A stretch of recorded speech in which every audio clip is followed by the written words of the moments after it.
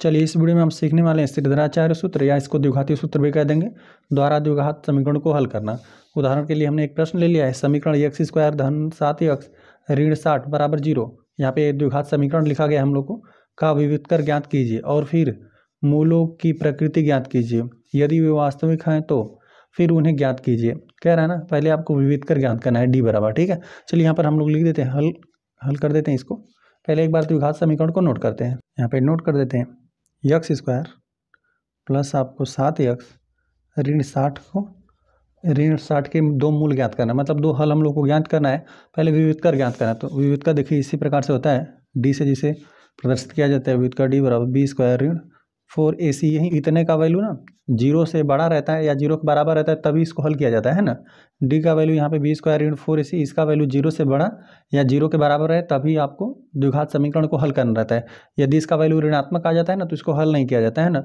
जो मूल हो जाएंगे ये द्विघात समीकरण के जो मूल हो जाएंगे, हल कह लीजिए काल्पनिक हो जाएंगे है ना, तो उसको नहीं हल किया जाता है, ठीक है। तो इन्हीं दोनों को हल करते हैं, या तो यहाँ पे इसका बी स्क्वायर ऋण 4ac का मान 0 के बराबर हो या 0 से बड़ा होना चाहिए, ठीक है।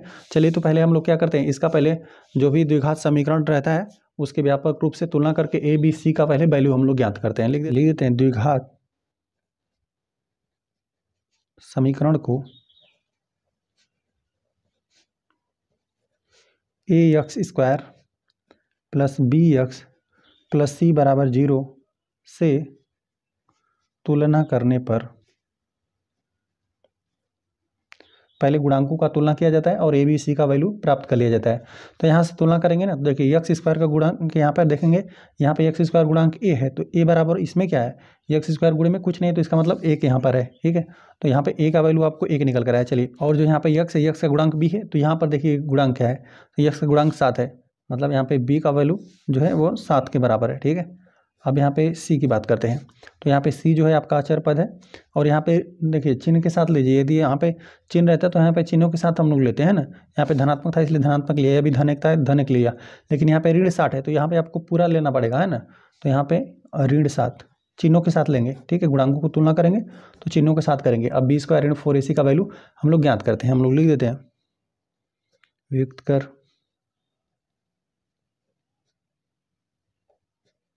जिसको डी से ही प्रदर्शित किया जाता है। चलिए हम डी लिख देते हैं, डी बराबर बी स्क्वायर ऋण 4ac होता है, ठीक है।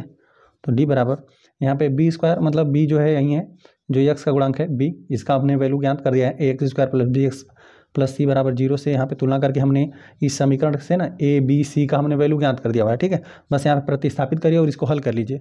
बी स्क्वायर है, बी के स्थान पर आपका 7 है, 7 का वर्ग करना है, ऋण 4 है, ठीक है, 4 हो गया। ए के स्थान पर 1 है, और यहाँ पे जो सी का स्थान है, सी के स्थान पर क्या है, ऋण 60 है, तो यहाँ पे ऋण 60 रख देते हैं।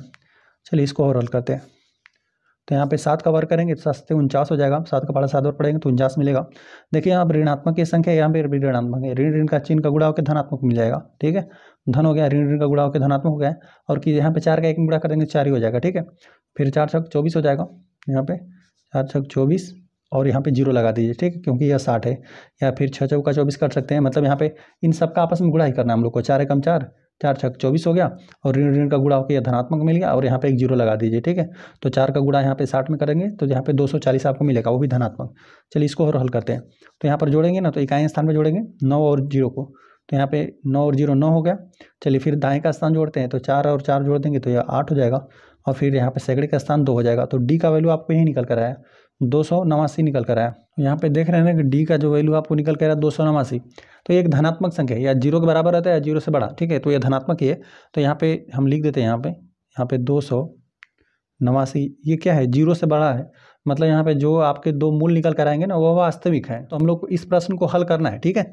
यहाँ पे देख रहे हैं 0 के बराबर आ जाए या 0 से बड़ा आ जाए, तो इसको हम लोग को हल करना होता है। तो चलिए यहाँ पर हम लोग लिख देते हैं, लिखना रहेगा तो आप लिख दीजिए कि इसके जो भी द्विघात समीकरण है उसके मूल क्या है, वास्तविक है। अब इसको हम लोग को हल करना पड़ेगा, ठीक है, क्योंकि ये 0 से बड़ा है। चलिए अब यहाँ पे श्रीधराचार्य सूत्र हम लोग लिख देते हैं, या द्विघाती सूत्र भी इसको कह सकते हैं। चलिए यहाँ पे लिख देते हैं श्रीधराचार्य सूत्र, ठीक है। श्रीधराचार्य सूत्र क्या होता है, एक्स बराबर ऋण बी प्लस माइनस कड़ी में होता है बी स्क्वायर ऋण 4ac और बटा हर में 2a रहता है। इसी से दो मूल ज्ञात कर लिए जाते हैं द्विघात समीकरण के, ठीक है। तो यहाँ पर सबका यहाँ पे चलिए हम वैल्यू रख देते हैं, यक्स बराबर हो जाएगा, अच्छा ऋण और बी के स्थान पर हमने बी का वैल्यू ज्ञात किया हुआ है, ठीक है। बी का वैल्यू यही हमने 7 ज्ञात किया हुआ है, तो यहाँ पे ऋण तो चिन्ह रहेगा ही, और यहाँ पे हम लोग 7 प्रतिस्थापित कर देते हैं, यहाँ पे प्लस माइनस और करनी में, और देखिए यहाँ पे बी स्क्वायर ऋण 4ac, इसी को तो अभी हमने हल कर दिया, ठीक है। बी स्क्वायर ऋण 4ac यही आपका डी था, इसी को अभी हम लोगों ने हल किया, तो ये हम लोग प्राप्त किए हुए, ठीक है। डी बराबर 289 प्राप्त किए हो, तो इस यही प्रतिस्थापित कर देते हैं, क्योंकि इसको हमने हल ही किया है। कोई भी प्रश्न हल करेंगे ना तो पहले इसको डी को ज्ञात किया ही जाता है, ठीक है। व्युत्कर को ज्ञात किया जाता है बी स्क्वायर ऋण 4ac को, तो इसको तो इतना तो पहले इससे आपने हल कर दिया है ना। यहाँ पे इसका मान यदि ऋणात्मक इसी में आ जाता है तो इसको हल नहीं किया जाता है, ठीक है। यही ऋणात्मक आ जाता, इसका वैल्यू तो हम लोग नहीं हल कर दिया, 0 के बराबर है, 0 से बड़ा होना चाहिए, तो इसी को हमने हल कर दिया बी स्क्वायर ऋण 4ac, तो यहाँ हम लोग को मिलकर आया 200, यहाँ पे 89 हमने लिख दिया, चलिए, और बटा 2 और ए का वैल्यू हम लोग को 1 निकल कर आया था, ठीक है। देखिए 2 का वैल्यू 1, तो यहाँ पे 2 गुणते 1 रख देते हैं, चलिए यहाँ पे इसको हल और हल करते हैं, तो यहाँ पे ऋण 7 हो जाएगा और धन ऋण, और इस संख्या का वर्गमूल निकल कर आएगा। 289 किस संख्या का वर्ग होता है, यहाँ पे वर्गमूल निकालेंगे तो यहाँ पे करनी के अंदर जो भी संख्या लिखा रहता है इसका मतलब ये होता है कि वो संख्या किस संख्या की वर्ग है, तो 289 होता है 17 का ना। तो यहाँ पर हम यदि अभाज्य गुणनखंड करके चेक करना रहेगा तो हम बता देते हैं एक बार, यहाँ पे 289 है ना, 17 कम 17 से भाग देंगे, 17 कम 17, एक बार तो भाग चला जाएगा, ठीक है। अब फिर जब यहाँ से घटाएंगे ना, 28 में से 17 घटाएंगे तो यहाँ पे 1 1 और 9, 1 1 9 बचेगा, ठीक है, मतलब 119 बचेगा। और फिर यहाँ पे 17 का पहाड़ा पढ़ेंगे, 17 का पहाड़ा 7 बार, ठीक है, 17 7 119 होता है, तो यहाँ पे 17 बार में विभाजित हो जाएगा। तो यहाँ पे इस प्रकार से 17 का 2 गुणनखंड बनेगा, ठीक है। यहाँ पे 289 बराबर 17 गुणते 17, तो जब इसका वर्गमूल आप निकालेंगे, मतलब इसको करनी में कर देंगे जी, तो इसका जब वर्गमूल, इसका पहले मैंने अभाज्य गुणनखंड कर दिया, जब वर्गमूल करते हैं तो यहाँ पे 2 जोड़ा में रहता है तो 1 ले लेते हैं बाहर, ठीक है। तो यहाँ पे हो जाएगा 17, बस यहाँ पे 17 नोट कर दीजिए, यहाँ पे 17, और हर में जो है 2 गुणते 1, 2 में का गुणा कर दिया जाएगा तो 2 ही आपको मिलेगा। तो एक बार बस धन चिन्ह लेना रहता है और एक बार ऋण चिन्ह लेना रहता है आपको। तो चलिए यहाँ पर हम लिख देते हैं, प्लस चिन्ह लेने पर, प्लस चिन्ह लेने पर x का वैल्यू क्या निकल कर आएगा, 2 आपको मान निकल कर आएंगे, एक धनात्मक चिन्ह लेंगे तब, एक ऋणात्मक चिन्ह लेंगे तब। तो धनात्मक हम चिन्ह लेते हैं ना, तो x बराबर यहाँ पे ऋण 7, ठीक है, और यहाँ पे प्लस चिन्ह लेते हैं, और यहाँ पे धन 17 और बटा यहाँ पे 2 हो जाएगा, ठीक है। अब इसको हल करते हैं, यहाँ पे ऋण 7 है ना, और यहाँ पे धन 17 है, तो यहाँ पे विपरीत चिन्ह घट जाएगा, तो धन 10 बचेगा आपको, ठीक है। 17 में 7 घटा देंगे 10 बचेगा, 10 बटा 2, मतलब यहाँ पे 10 में यदि 2 से भाग देंगे तो आपको 5 मिला, तो ये कि x का वैल्यू आपको 5 मिला जब धनात्मक चिन्ह लिया तब आपने। अच्छा, ऋणात्मक चिन्ह पर लेने पर भी हम लोग लिख देते हैं, ऋणात्मक चिन्ह लेने पर तब x का वैल्यू आपको क्या निकल करेगा, x बराबर यहाँ पे ऋण 7 लिखते हैं और यहाँ पे ऋणात्मक चिन्ह लेते हैं, ऋण 17 और बटा 2। चलिए दोनों ऋणात्मक संख्या है ना, चिन्ह समान है, दोनों को जोड़ दीजिए, ठीक है, 7 दूना 14, यहाँ पे 24 हो जाएगा, यहाँ पे वो भी ऋण दोनों ऋणात्मक संख्याओं को जोड़ा गया है, तो यहाँ पे ऋण 24, यहाँ पे बटा 2।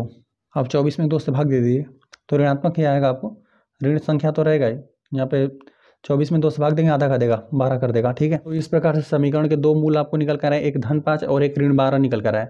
हम यहाँ पे एक बार नीचे लिख भी देते हैं, द्विघात समीकरण जो हम लोग का था, द्विघात समीकरण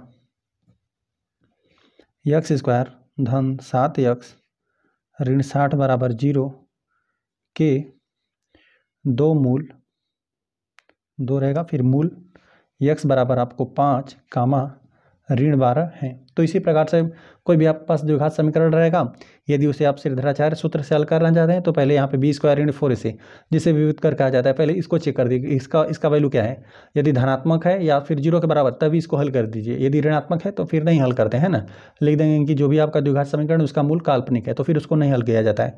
तो पहले हमने यहाँ पे जो भी द्विघात समीकरण था उसको यहाँ पे ABC, यहाँ पे द्विघात समीकरण के व्यापक रूप है, ax square plus bx plus c से तुलना करेंगे और a b c का वैल्यू ज्ञात करेंगे, और फिर यहाँ पे b स्क्वायर ऋण 4ac इसका व्युत्कर का वैल्यू ज्ञात किया जाता है, यदि ये 0 से बड़ा है, ठीक है, 0 से बड़ा है और 0 के बराबर है तभी इसको आगे हल किया जाता है ना।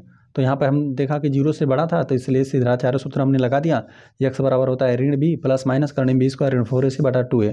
तो यहाँ पर b का वैल्यू रख दिया हमने, और b स्क्वायर ऋण 4ac को तो हमने पहले हल ही कर दिया था, जो कि यहाँ पर 289 हम लोग को निकल कर आया था, और बटा 2a था, a का भी वैल्यू हमने रख दिया, बाकी इसको हल कर दिया, एक बार धनात्मक चिन्ह ले लिया। इतना हल करने के बाद एक बार धनात्मक चिन्ह ले लीजिए और एक बार ऋणात्मक चिन्ह लीजिए, और इस प्रकार से जो भी आपके पास द्विघात समीकरण रहेगा उसके 2 मूल आप प्राप्त कर पाएंगे। चलिए ठीक है, वीडियो पसंद आया तो वीडियो को लाइक कर दीजिए, यदि चैनल पर नए हैं तो कृपया चैनल को सब्सक्राइब कर दीजिए।